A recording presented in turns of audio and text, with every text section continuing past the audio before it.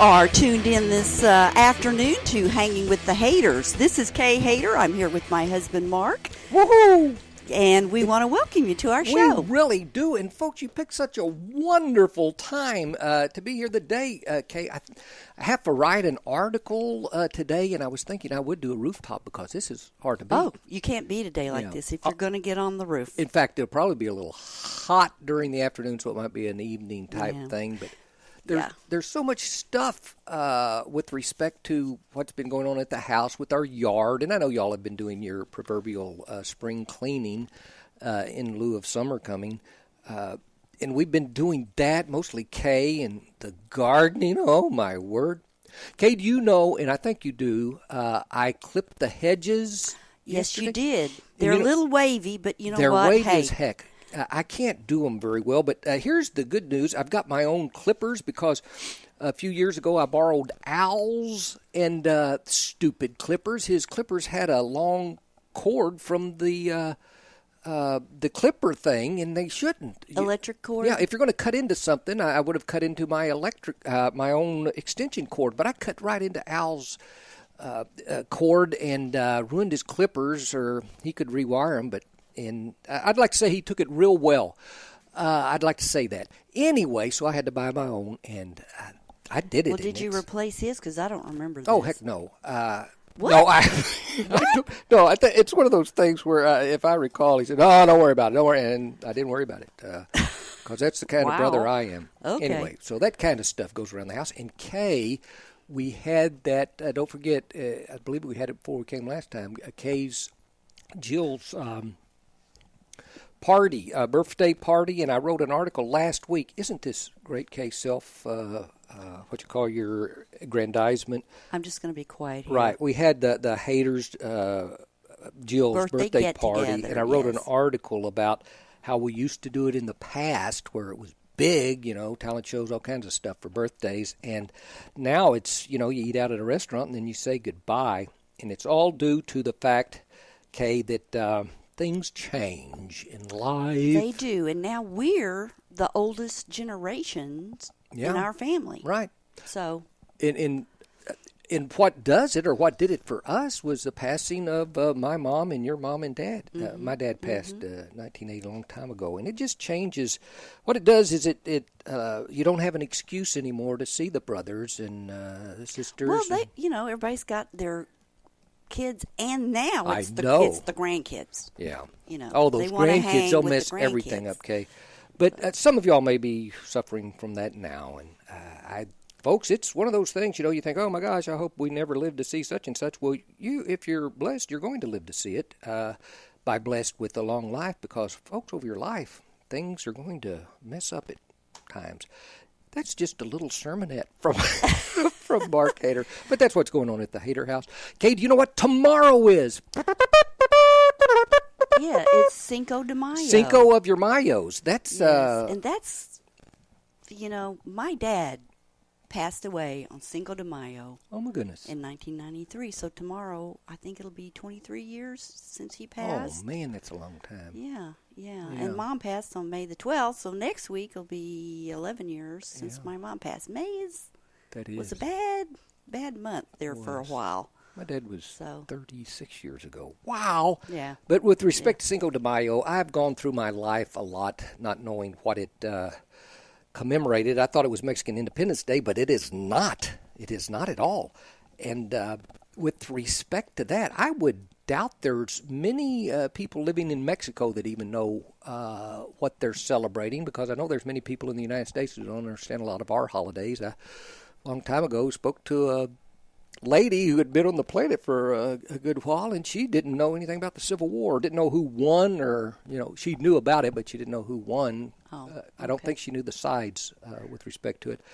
But I'm just here to tell you, Kay, if you don't mind, I'm going to explain quickly about Cinco de Mayo. Okay, folks, it started back in 1861. If you'll recall, the United States had just got into a civil war, and at that time, Spain and France and Britain realized this is a good time to go mess with Mexico. Mexico owed them a lot of money, so they all went down there, sent representatives, and Mexico made a deal with France, with Britain and with Spain, but they couldn't reach an agreement with France. And so what France did is said, you owe us this much money, so we're going to take over your whole country, and the United States is not going to help you as a result of that. Because they're busy. Exactly. So France came down with troops and all, and when they landed, they were taking over everywhere. They went to Mexico City, took over it, and then they went to Puebla, this little town, and there was a Mexican general there who had fled to that particular place. In Mexico, they know of General Zaragoza.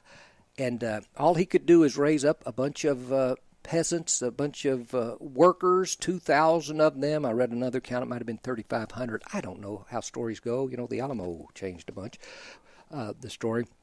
And 4,000 or 6,000, I think it was, French troops came in to around Pueblo and invaded. They were well armed, they were trained and all, and these Mexican peasants weren't. And son of a gun, the Mexican peasants threw them off. There were 100 peasants killed, 500 French soldiers killed, and that happened on May 5th of 1862, and they called that Cinco de Mayo because of the battle. Now, that was a wonderful event, but Mexico was still ruled by France until 1867, and that was when the Civil War was over and the United States said, by the way, we don't want you in Mexico, and we will support the Mexicans to get you out, France. And so France said, okay, we're out of here. And they left after the Mexicans killed their... You know what? I didn't know any of that. Oh, well, and, a lot of people That's good to still know. don't because I can understand it. I'm like a teacher, and, you want to shut me off after a while, and I'm sure many people did. But that was interesting, the fact that I don't it has know if nothing it to do was with ever independence. covered, to be honest with you. So. Independence of Mexico, by the way, was in, they declared their independence in 1810, September 16. And they don't have a Declaration of Independence, but what they had was a priest named Father Hidalgo who spoke to a group of peasants and all, and saying this is when we need to declare our independence from Spain at that time. It took them 11 years to do that, Kay, but they finally did get their independence. But we, just like the 4th of July, we did not get our independence until 1783, but we declared it in 1776. Well, Mexico claimed it in 1810, but they didn't get it till 1821. Okay. So many years, folks. Isn't this fascinating?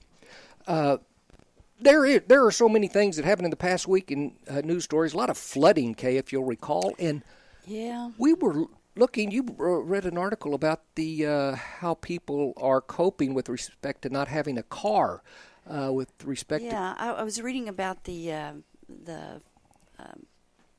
car runnings? oil conference that's in town every year, and how there were a shortage of rental cars. And it's because so many people here in Houston's car got flooded, and they're all driving the rental cars. So it's and prices. One guy was saying a little car that would rent for $20 a day was going to cost him like, $80-something. Yeah. And that's the deal. A lot of people whose car got flooded, they have AAA or insurance or whatever. Some of them do. So while their car's being repaired, they can get a rental car, but they can't if they're not available. And that's what they're running into now. Well, hopefully they're trying to bring some more in from other places. And by the way, they have a rental car allowance, and I doubt it's $83 a day, so they're out some money. Yeah. Fascinating. Yeah. Okay, this is a story I want to share with everyone. Folks, this is our news segment. It has to do with the soccer team you might have heard of from Britain. In the United States, we have what is called the World Series, but it does not involve the world. It involves the United States, the American Baseball League, and the American League and the National League. It's American Baseball League is the name of the outfit, but they play against one another. There is not a Cuban team come in or any Japanese or no Japanese, and it'd be with them. Some of our teams have played both teams, and it's never an easy win, and a lot of times it's a bad loss. But anyway, I want to say this. The Brits have something they call, I believe it's the Premier League, and it's the best of the soccer teams in Britain, and there are several of them, and they've been playing for, I think it's 132 years. Well, in that time, they haven't been playing for that long. Now that I think about it, it's a long game. Yeah. Kate, that's... Kate, you're so silly. You're just one silly girl. But they've been playing for a long time, and son of a gun, they had a team in Britain. They're from Leicester. Leicester? Well, it's spelled that way, but I heard a Brit call it Leicester. I don't know why. I think because they talk different and they don't like the letters we use or the sounding. Anyway, this team was had 5,000 to 1 odds of winning the Premier Cup or whatever it is, Premier League thing. 5,000 to 1 because they're lousy. They had a history of lousiness. They were lousy the year before, and going into the time they said, you're lousy now. Son of a gun, they, for whatever reasons, get to play in the Premier League deal, and odds 5,000 to 1. And they won. And people could not believe it. If you went to Leicester, whatever it is, they were celebrating and probably still are, screaming, hollering. This is, according to statistics, ladies and gentlemen, the largest odds ever broken or ever achieved by a sports team. Never before. In fact, the 1980 hockey U.S. team, they were not supposed to beat Russia and eventually Germany. And the odds were 1,000 to 1. And these odds, in other words, if you paid $1 and they won, you would get $5,000. Turns out 128 people bet on, I think just for a whim, Leicester. Leicester? Is Leicester. Dick, that is so much easier. Yeah. That is, I'm going to call him Leicester because that's the way I'm sure they're pronouncing it, and the sports guy that I was listening to was out of his mind. But anyway, the odds were just unlikely, and 128 people bet, but they didn't bet a whole lot apparently because the total takings were $6.3 million, I think it was. And that's a lot of money, but if any of them had bet $100 or whatever, it would have been unbelievable. They would have had their retirement fund. It would have been super. Can you believe it? But not a lot. Yeah. By the way, we don't do a lot of betting now. We really don't, Kay. We're not like ever good at that. But I thought that was fascinating. By the way, do you know they even had odds on? I read about this. Hugh Hefner. There is a 500 to 1 odd that he is not a virgin. In other words, if it comes out that he has never had relations with a woman, I'm assuming, and you bet on it, somebody's going to pay you $500. The folks passing by outside, you got their I'm sorry. I was just, all this was somebody was showing us the odds of this actually happening, and it was not big, and it's changed a lot of stuff. I wouldn't Fascinating. take that bet, so. Anyway, Kate, you had a special about the lions. Yeah, I they had a thing on TV about these lions that had been rescued and taken to South Africa, and so I did a little digging on that, and they were from Peru and Colombia, and they rescued them from circuses down there, and they got them airlifted to South Africa, but they said they've never been in the wild, so they don't know how to hunt. They don't know how to take care of themselves. So, the rescue place is going to, be sure they are well taken care of. And they also said because they've been in such small enclosures all their life that they're going to put them in small enclosures to begin, and then gradually put them bigger and bigger and bigger till they've got some freedom. Yeah. And I guess they're going to start putting them together because lions are family entities. They are. They have a pride of lions, and if they're together. In a zoo, they're going to be interbreeding likely. But by the way, they were all in bad shape, and I don't mean to say anything bad about the Colombian and Peru's zoos, or I'm sorry, circuses, but apparently they don't take care of their animals very well. Yeah. Anyway, fascinating. Bad teeth. South Africa, they're not going to know what hit them out there. Yeah. It's going to be wonderful. Yeah. You know what is wonderful now is you can take a break. If you've been needing to go and get a soda pop or go to the restroom or something, you're getting a chance because we're going to be gone for about a minute and a half here. Ladies and gentlemen, with some info, Hanging with the Hayters with Mark and Kay. Thanks so much for being here, and come back in just a minute or two.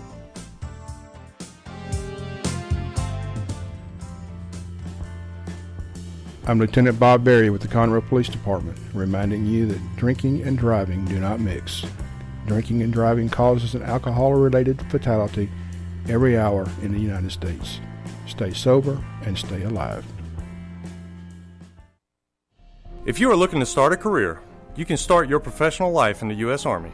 I am Staff Sergeant Stephen Jackson. My fellow soldiers and I can talk with you about learning high-tech skills in electronics and computers as a soldier. Interested in the medical field? The Army has skilled medical and dental jobs that set you up for future success. Come visit us at 2109 West Davis Street, directly behind the Whataburger on Highway 105, or give us a call at 936-756-7002. Did you know there are more than 790 abused and neglected children currently in foster care in Montgomery County? Will you help make a difference? I'm Allie Stevens with Casa Child Advocates of Montgomery County. We train and support volunteers to be the voice of children in the foster care system.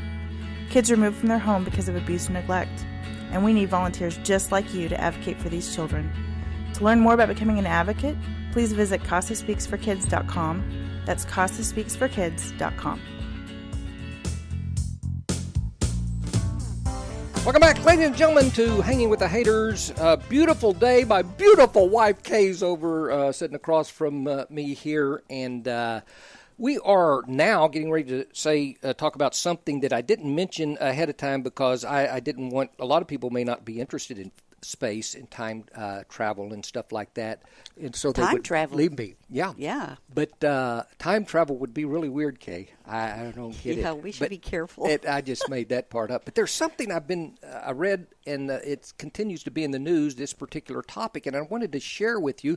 Of course, we've been looking, not me personally, but, many nations in the world that are into astrophysics and space exploration, looking for habitable planets. And lo and behold, there's not very many that we've located, and the ones we found are so far away. I'd read an article written about Stephen Hawking, the astrophysicist, and what he did is he joined Stephen Hawking is the guy who's got Lou Gehrig's disease or whatever it is. Honey, I'm not sure I should know that, but I don't. He's lived so much longer than anyone else with that ailment has. They made a movie about him, by the way. Anyway, he is suggesting traveling to the nearest cluster of stars from Earth, and it's 4.4 or something light years away. And to get there, if you could travel, that means if you could travel the speed of light, you could be there in 4.4 years. We can't come close to that. But Hawking had this idea that what we would do is send a gigantic laser that we don't have yet. We don't know how to build one big enough. And to shoot that laser and have these tiny, they're called nano spacecraft. They are 3 grams big. A gram is 1/20th of an ounce, I believe. Real tiny little, he's calling them ships, but they're not. They've got a sail on them, a little thing. And what they'll do is they travel by light energy, which, Kay, isn't that much, especially as you travel 4.4 light years away. And this gigantic laser would send these ships to this area. And what they would do is they've got little computers on them, according to Stephen Hawking they will have. He said, we don't have them now, but we will build a computer 1 gram, the size of 1 gram. So these cells with the computer on it will go over there. It'll take them about 100 years to get there because they're not going the speed of light. Right. Light is pushing them. If they were as light, they would get there in 4.4 years, but the speed of light, it's 186,000 miles a second, but that's 370 miles per hour, miles an hour. And all he can get the thing to do in mathematics and physics, he said, is we can get it to go 100 million, which is just 1/4 of that time. Okay. But it's kind of exponential. So if it's a fourth, that would be 16 years? I don't know. But he says by the time we get there and look at planets and all, and see if there's life, tangible life, in other planets, and send the information back. He said the whole process will be about 100 years. And the question was, how on earth can you do this if we don't have the equipment now? And he said, do you realize the technology is growing exponentially, and in 2 years, he said, we will have it. And he said, you can wait for 2 years to figure it out and to do it. But he said, I'm telling you right now, we need to be doing it. And son of a gun, he got this Russian billionaire to go along with it that bought into this thing. And it's Yuri Milner. And he's investing the money, and Stephen Hawking is doing the research to carry this out. Wow. Traveling in space. Wow. I wonder if somebody has set little nanocraft here and we just don't know it. Do you know something? And this is something that what Stephen Hawking was thinking of. We could actually meet the aliens coming here with these little space things going 100 million miles an hour. In other words, we may not have to travel that far before we meet them aboard or whatever doing the same thing, and that would be intelligent like someplace else. And not only that, Kay, very recently, I read this Sunday, that we have discovered 40 light years away, that's like 10 times further than this cluster, they have found an ultra-cool dwarf star. Ultra cool. I read that, yeah. This sun is 1/10 the size of our sun, and it has 0.05%, 0.5% of the energy of our sun, but there are 3 planets the size of Earth that are revolving around it, and scientists believe that there is a possibility of having life on these planets. I read the sun was about the size of Jupiter. Yeah. And that one of the planet rotates around it like every 2.5 days. So, holy cow! Yeah. That's wow! I thought they were revolving every 2.5 days. Yeah, but it's such a small, right. star. So that they can get around it. You know, if there are people like us living on there, Kay, they would be really old because I think I would be dizzy. Oh, I'd be dizzy as heck, Kay. It'd be terrible. Anyway, space exploration, it's just so fascinating to me, and like I say, may not be as fascinating to a lot of people, but the thought that we would ever in our lifetime see or come into contact with alien beings on their grounds, it's still not going to happen, Kay, in our lifetime unless they show up and introduce us, which brings up the realization that their movies are coming out, and pretty soon it'll be this summer. Independence 2 is coming out. Independence Day. The remake, but the sequel. They're back, and that's. I love that first movie. It was very good. Yeah, and this one's supposed to be like good, but then I heard that Superman and Batman was supposed to be really good too, but I don't know about that. I still haven't seen it, but Kay, it's one of those things that allowed the critics to make me not want to see it, and I know that's tough. Well, that and the fact I don't like Batman and Superman fighting, and I'm not going to like, Iron Man fighting with who's he fighting with in this movie? Captain America. That is just, what is wrong with these people? I don't know, but that's called. I think the movie Civil War is what they're calling it, and it is coming to a theater near us at some particular. Of course, point. I haven't. I'll have to know more. Yeah. But do y'all realize that? I mean, there are listeners out there. Not many of you, but some of you think that in a fight between Batman and Superman, who's the toughest? And some people say, no, Batman could kill Superman. And I don't want to mention names, but I am so sure this person is not listening to me, and that is Jill's son. And I won't even tell his name, but he says, no, Batman would do it. And could beat Superman. And Jill said, how on earth could he? And she said, have you ever heard of kryptonite? And Jill didn't say this, but she said, I should have said, have you ever heard of a bullet? Between kryptonite and a bullet, Batman, let's face it, he is smart and all, and he is tough. Doesn't lead stop kryptonite from... Oh, it would. And, Kay, kryptonite is so rare that I don't think there's such a thing. If there is, it's an element that someone found relatively recently, and it has nothing to do with making Superman I think it's powerful. Fiction. I think it's fiction. Whoa, okay, we have a phone call. Ladies and gentlemen, here. Whoa, it's late, right before our break. We have a phone call, ladies and gentlemen. And caller, this is Mark Hayter. You're speaking to Mark and Kay. And I'd like to know your name and what we can do for you, what question you might have. Well, this is Elwood P. Suggins from Baybrook, Ohio. Elwood? Yes, no, where in Ohio? Baybrook, Ohio. Baybrook, Ohio. Son of a gun. Yes, sir. All the way Yes, from sir. Ohio. And I would like to say that aliens are real. They visit us on Earth from Alpha Centauri, and I know this for a fact. Elwood, nothing. We need some details about this. I mean, I am really right now. I'm going gaga over this, talking to a person that really's been there. What could you tell us about your encounter? I was driving late at night after eating a large number of burgers, and I passed out. And when I woke up, I was in a different position than I remembered, and I was taken aboard a spaceship in just outside of Baybrook, Ohio.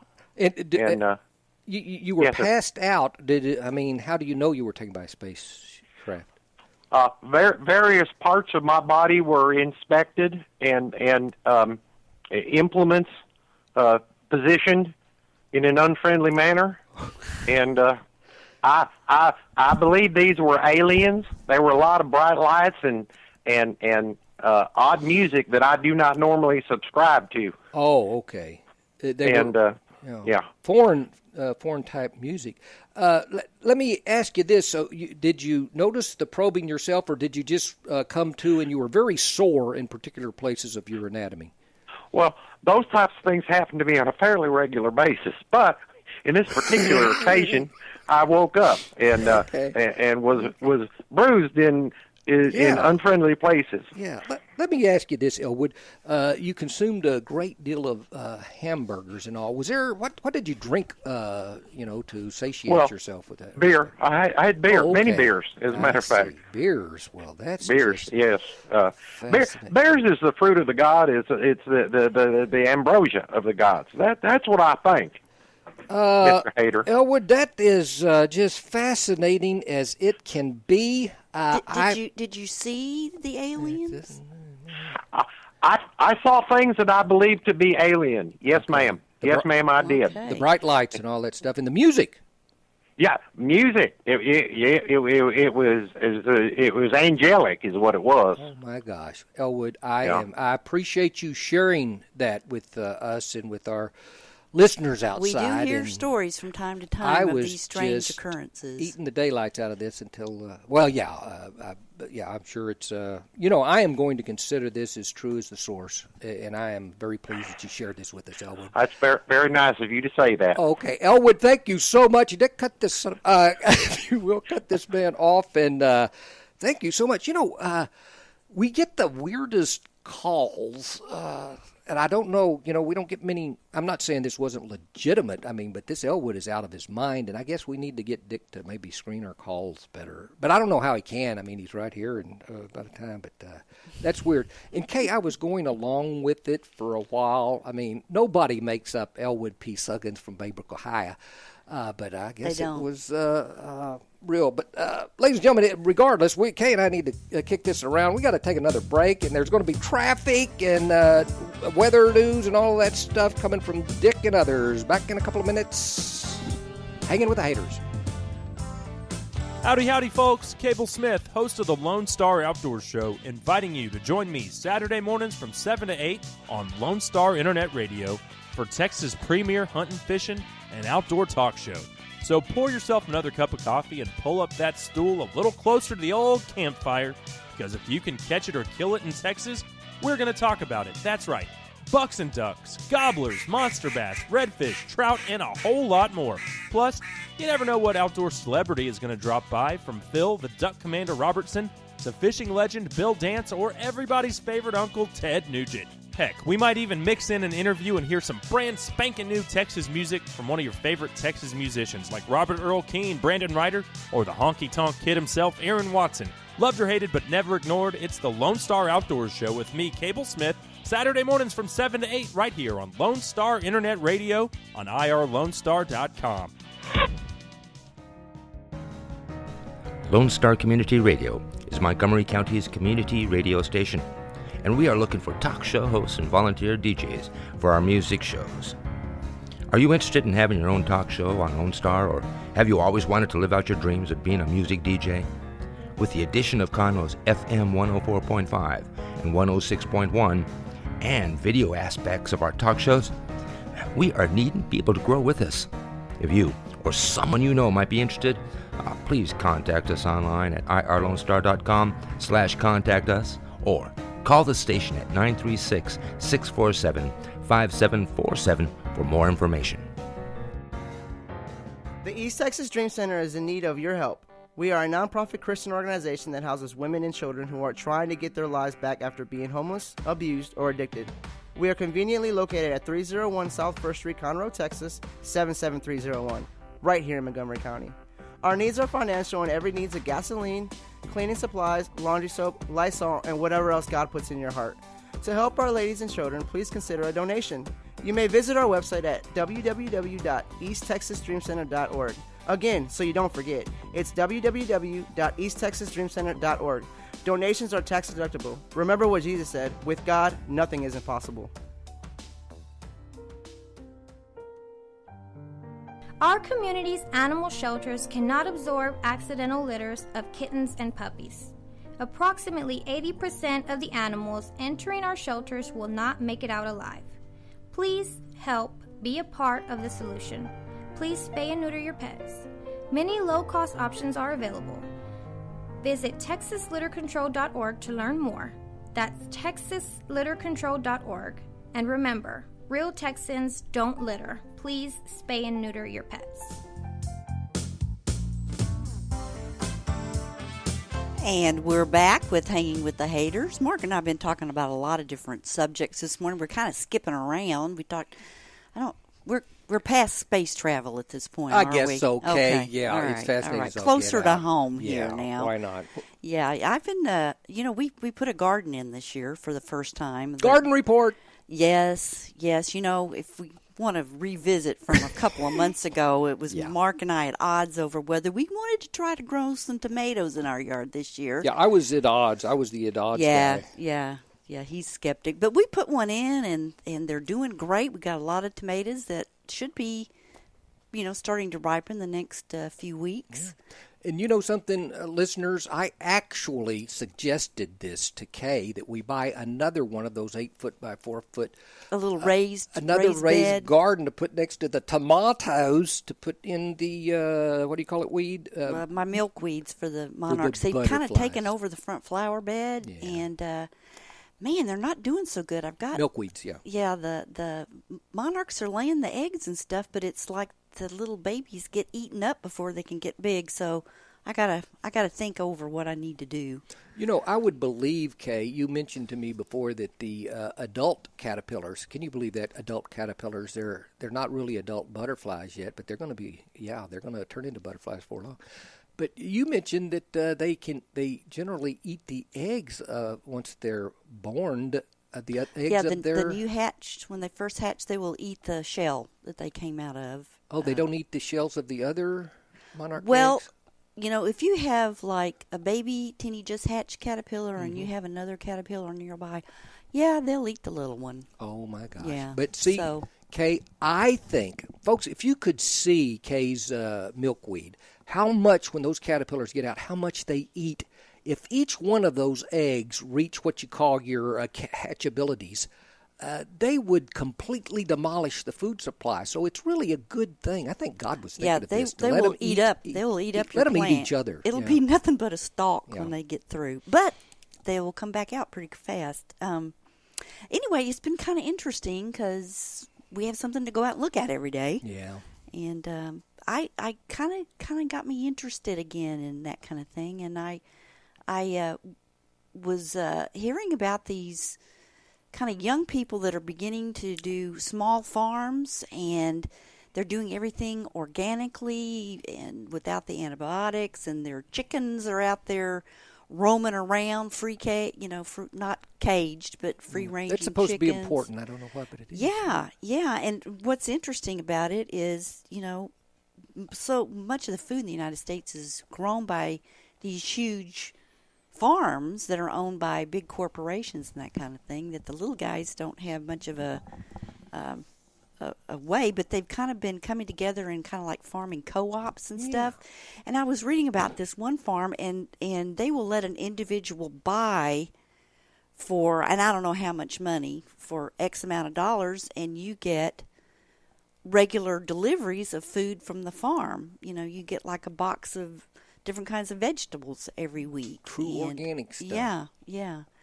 And they have, like a place out around Austin, they have a co-op for the people that raise eggs, and they go in together, and they've got ways that they market together to restaurants and places. So, Kay, I would think organic eggs would have to be a lot smaller than regular eggs, because the regular eggs, these chickens have been bred and steroidized to the point where their eggs are really big. But if it's an organic egg, but they're supposed to be tastier, more nutritious.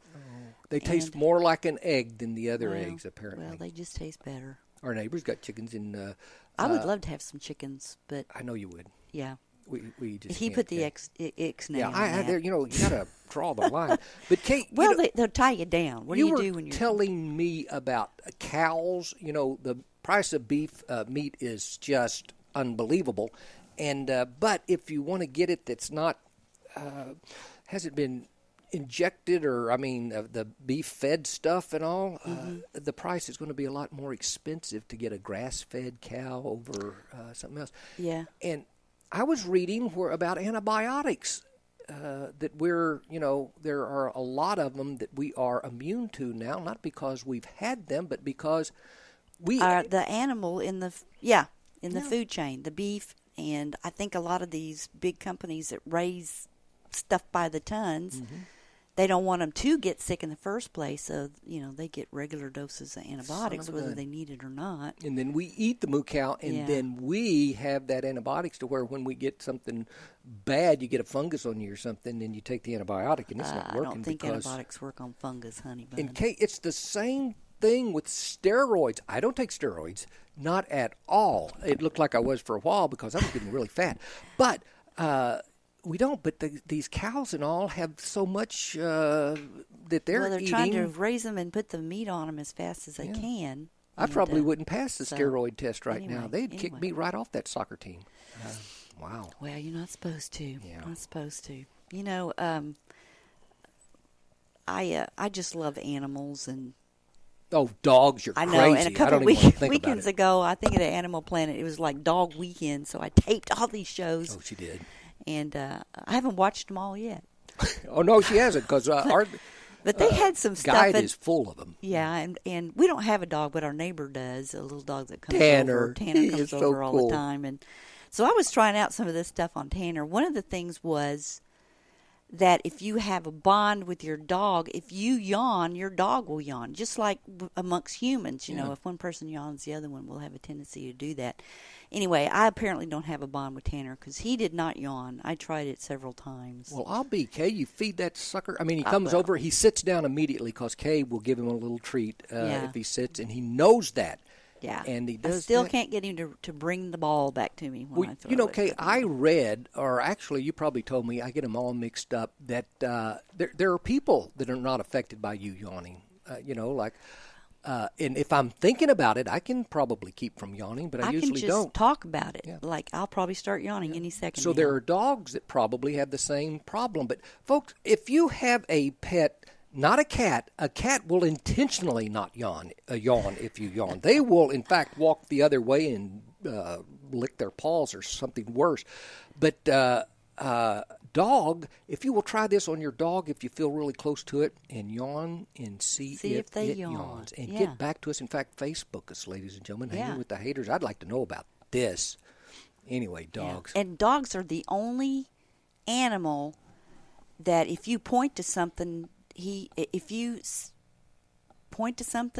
will look there or go there, or if you for instance, they did a game where they would put a treat underneath a cup in different positions, and then the human would point to the cup, and the dog would go to the cup. Chimps don't even do that, and they're supposed to be, very intelligent. Wow, but dogs are the only ones that will do that. And they even had one. They did it where the human would, put the treat under one. The dog didn't know which one, and he would just look at the one with the treat in it, and the dog would understand. Oh, he's telling me it's in that one. Son of a gun. Anyway. I know some, when I was teaching, my first year was junior high, and I know some junior high girls that wouldn't go where you pointed. Yeah, but that was on purpose. It's like a cat, It's not because they didn't understand. Okay, if you'll turn your paper in. I'm sorry. Melissa, if you'll turn your paper in. No. If you'll, forget it. Anyway, that's just an age people go through, and a cat lives that age forever. Kid, there's we kind of look for stuff to do during the week now that we're kind of retired and we have time to do stuff. And there's a folk festival coming up in Huntsville on May 13th, 14th, and 15th. It's the General Sam Houston Folk Festival. It's $5 for ages 13 and up. Children 4 to 12, $3. And if they're under 3, they get to go in for free.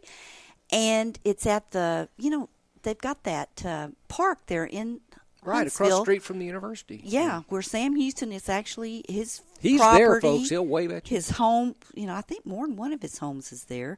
Anyway, they're going to have it all set up as a frontier settlement, and they're going to have historical reenactments. They'll have music. They're going to have crafts and food. And you can kind of see where Sam and his wife Margaret and their kids lived and played. We need to get Jill up here. That's not this weekend, ladies and gentlemen. It's the next weekend. May the 13th, 14th, and 15th. And we have done some stuff in Huntsville before. The last thing we did, I don't even remember what it was, but it was hotter than a pistol, and I was miserable. It was that fall. Was it the fall festival in October? Might have been. Yeah. But boy, it was hot then. It can still be hot in October. But maybe there'll be a cold front come in, and it won't be so bad. But there's lots of trees. There'll be shade. Yeah. Okay, just a second. This late-breaking, it's a point of interest that just came in. I cannot believe this. Look at this, Kay. This just in. Cheerios were invented on May 1st, 1941. I had no idea. By the way, that was 2 years ago, 1941, so that makes it, somebody do the math, 59 plus 17, 76 years ago, something like that, that they were invented, but they were called Cheery Oats. You see, they were made out of because they're made out of oats. And somebody said, if we make them round with a hole in the middle, and make them round, they'll be like better. So they call them Cheery Oats. And son of a gun, when the war ended in 1945, they called them Cheerios and killed the oats. I don't know why. But Kay, as important as that was, it was not nearly, to me, as important as in 1978 when Cheerios invented Honey Nut Cheerios. That I was hooked on Honey Nut Cheerios, Kay, for a long time, and then it was Honey Nut Flakes or something. I was really I never cared for them. Captain Crunch. I was hooked on Captain Crunch for so long, Kay, it rubbed my tongue raw. But that was so fascinating to me with respect to these things, and I appreciate this coming across our desk right here. Super stuff. The things you can learn on hanging with the Hayters. I don't Amazing. know. Kate, we're going to take a break in a second, but when we come back, what I would like to do, I've got a joke for little kids, and then I've got a couple of insults that are funny from famous people, and then a story, ladies and gentlemen. Back in a minute and a half or so, hanging with the Hayters with Mark and Kay on IRLoneStar.com. The East Texas Dream Center is in need of your help. We are a nonprofit Christian organization that houses women and children who are trying to get their lives back after being homeless, abused, or addicted. We are conveniently located at 301 South 1st Street, Conroe, Texas, 77301, right here in Montgomery County. Our needs are financial and every needs of gasoline, cleaning supplies, laundry soap, Lysol, and whatever else God puts in your heart. To help our ladies and children, please consider a donation. You may visit our website at www.easttexasdreamcenter.org.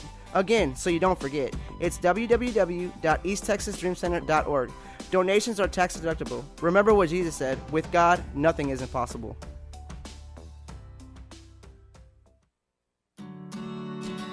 Have a legal question? Are you a resident of Montgomery County? Call 281-645-6344 to talk to a volunteer attorney from the Woodlands Bar Association. We answer the phones on the first Monday of every month at 281-645-6344 from 5 p.m. to 8 p.m. to provide general legal information and information about legal resources to Montgomery County residents. The Conroe YMCA's benchmark adaptive programming for kids and adults is Leap of Faith. Leap of Faith is an equine-assisted therapy program serving children and adults with adaptive needs. The riders in our Leap of Faith program are working to address and manage specific aspects of their lives impacted by illness, injury, or disability. The Leap of Faith program has experience working with riders who are living with attention deficit or other hyperactivity disorders, hearing impairments, visual impairments, developmental delays or disabilities, autism, Down syndrome, multiple sclerosis, muscular dystrophy, head traumas, brain injuries, and paralysis. Our program uses horseback riding to develop self-confidence and self-esteem, to increase upper and lower body strength, assist in respiratory issues, and establish a trusting relationship between the rider and their horse. Not only do these activities aid in the physical and mental development of the rider, but they also foster self-reliance and independence.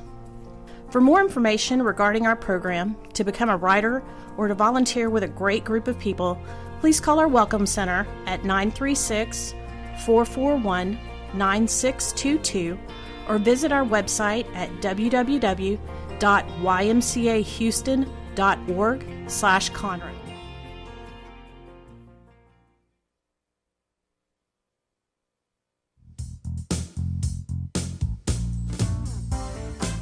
Welcome back, ladies and gentlemen. You're listening to Hanging with the Hayters with Mark and Kay here on OurLoneStar.com. And as I mentioned before we left, I've got a joke and a couple of insults from famous people and then a story I would like to share in this our final segment. Kay, I've got a kid joke to start with. That means I'll probably like it. Well, yeah, but you won't laugh. Kay, you have not laughed at any of these jokes, and that's just a little upsetting to me. But this is a child joke, and I don't expect to laugh. But the kids, folks, if you'd move your child closer to the computer and take a listen to this. Kay, what do you call a nose that has no body attached to it? I don't know.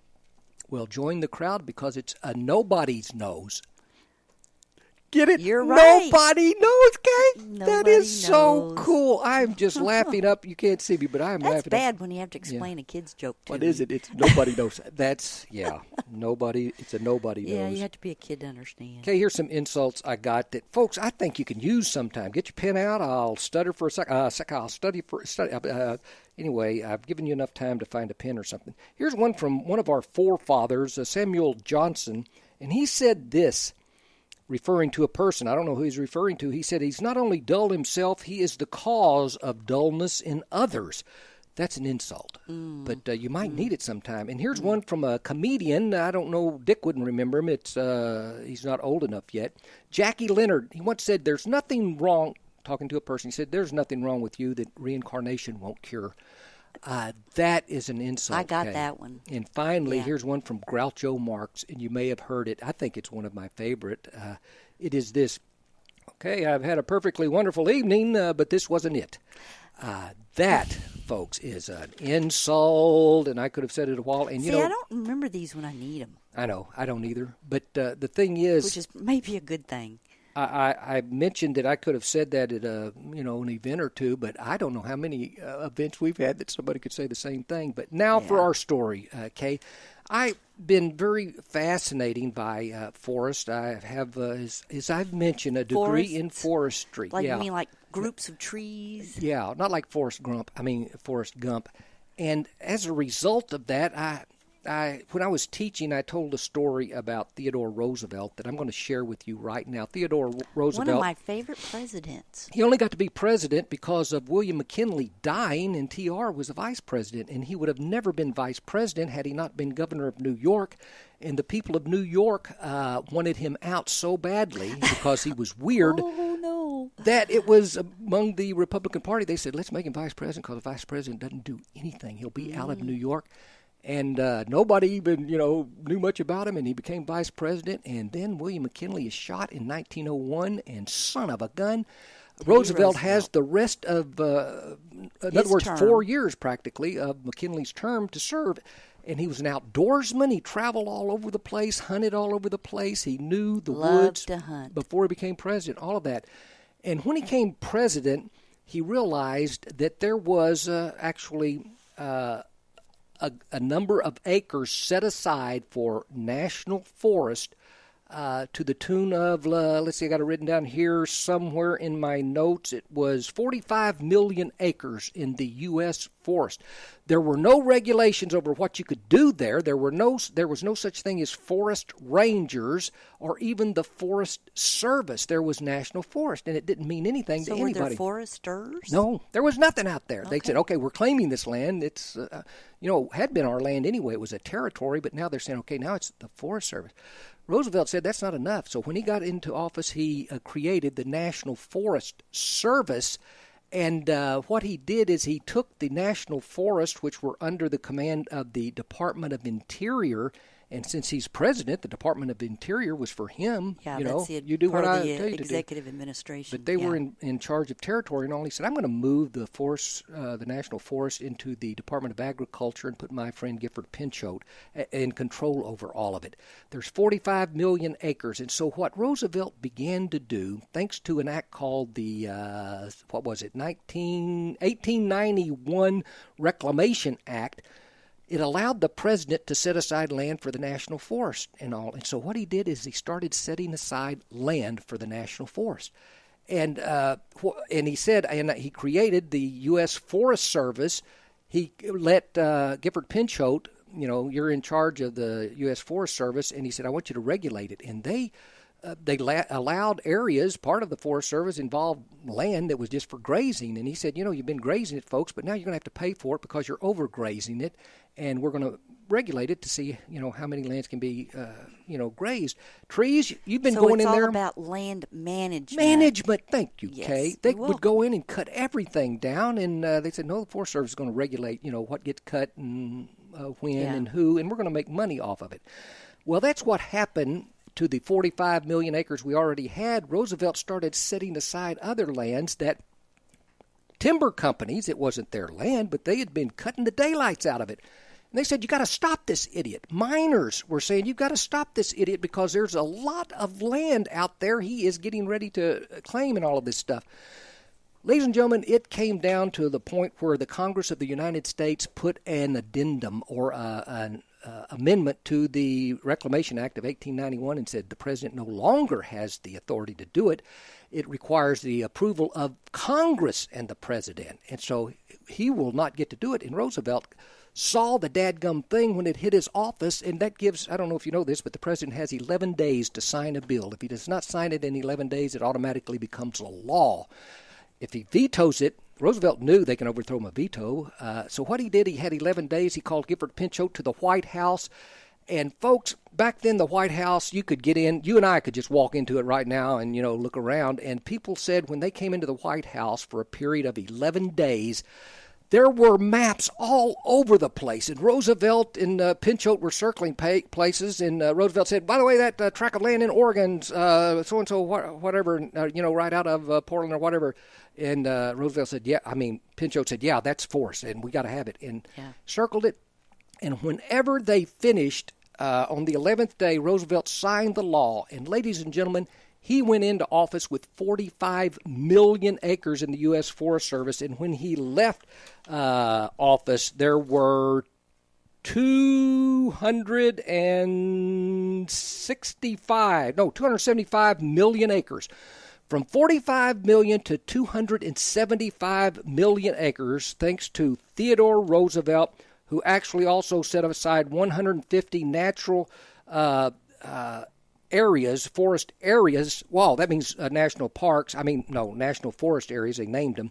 51 bird sanctuaries, 5 national parks, 18 national monuments, and 4 game preserves, and several bird preserves.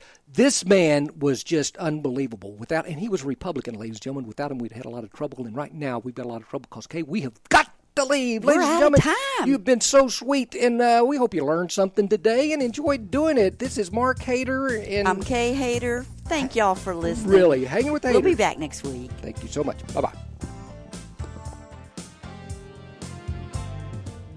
Thanks for checking out this production of Lone Star Community Radio, Montgomery County's community radio station. For more information on this show and other shows on Lone Star Community Radio, check us out online at irlonestar.com. If you're interested in sponsoring a program on Lone Star Community Radio and reaching the local audience of Montgomery County on FM, internet, TV, media, please call 936-647-5747 or contact us online at irlonestar.com. This recording is a Lone Star Community Radio production produced by the show host and Dick Schischler of Lone Star Community Radio. Interested in volunteering as a music DJ or starting your own talk show? Contact Dick Schischler at dick@irlonestar.com or by phone at 936-647-5747.